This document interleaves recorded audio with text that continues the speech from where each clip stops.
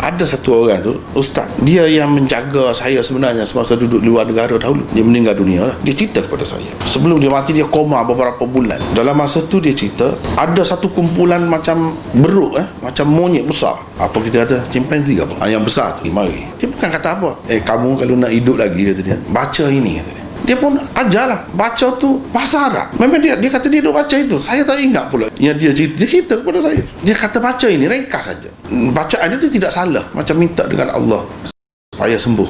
Jadi dia pun baca itu, baca sampai dia sedar. Lalu dia bertemu dengan saya. Lepas tu dia bertemu dengan saya. Dia kata, apa agaknya? Apa ni? Makhluk apa ni yang mari ni? Sebab kalau beruk atau lain-lain lah, chimpanzee dan sebagainya, ini macam mana dia bercakap macam, dan nampak macam cerdik, ajar benda macam ni dengan bahasa Arab yang betul apa semua. Macam mana? Jadi dia bincang dengan saya. Sebab dia belajar juga, dia pun ustaz juga. Malaikat ke ataupun ini jin? Bagi saya, yang setakat yang saya tengok, saya katakan dia lah, malaikat di dalam rupa perempuan pun tak ada. Tak datang. Kalau ada dalam rupa lelaki, apalagi nak rupa dalam bentuk binatang-binatang ini, tak ada disebutkan. Sama ada dalam rupa asal atau rupa lelaki. Lelaki tu tak kira lah. Lelaki mungkin ada yang kita kenali, macam sahabat Nabi tu, Dihyah tu memang dikenali. Mungkin juga tidak dikenali. Tapi dalam rupa yang lain tak ada. Kalau kita nak kata binatang pun tak ada juga. Yang lebih sesuainya bagi saya, sebab ada dalam Bukhari. Saya cerita dengan dia. Bagi saya nampak itu jin yang Allah SWT hantarkan kepada kamu. Mudah-mudahan untuk kebaikan lah, untuk sementara waktu. Sebab apa? Dalam Bukhari ada satu kumpulan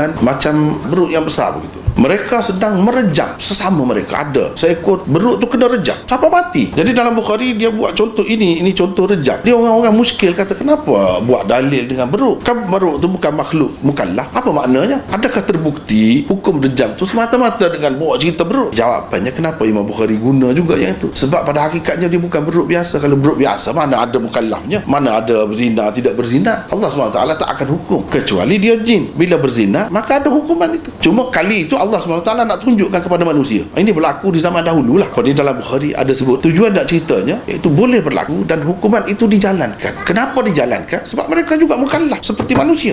Cuba tengok di situ, dia dalam rupa macam tu juga. Dan itu jin, bukan malaikat. Bagi saya nampak itu jin. Dan tidak jadi salah. Jin pun berapa ramai yang Islam kan. Kadang-kadang dia, Allah SWT nak tolong kita ni macam-macam cara. Dengan cara menghantar jin ataupun lain-lain pun boleh. Yang lebih sesuainya saya kata jin. Sebab apa ada dalam Bukhari begitu. Sebab kalau beruk atau monyet biasa, tak ada semua tu taklif tu, hukum terikat dengan hukum ini, kesalahan ini, berdosa apa, tak ada semua. Yang ada, bila ada, sebab dia jin dan dia berupa dalam bentuk beruk pada ketika itu ada. Kalau malaikat ini, sejauh yang kita tahu, tak ada. Dan itu secara tidak langsung menunjukkan manusia itu mulia, sebab malaikat hanya berupa dalam rupa itu. Dan begitu juga malaikat itu dalam rupa tu, dia berupa lelaki. Cuba tengok Maryam bila nak pergi tiup, yang dikatakan ruh tu supaya mengandung tu, lelaki juga pergi dalam bentuk lelaki. Dan tidak ada sebut perempuan yang mari kepada perempuan. Kalau kita nak kira yang sesuainya perempuan lah. Tapi malaikat dia tidak ada nafsu, tidak ada apa.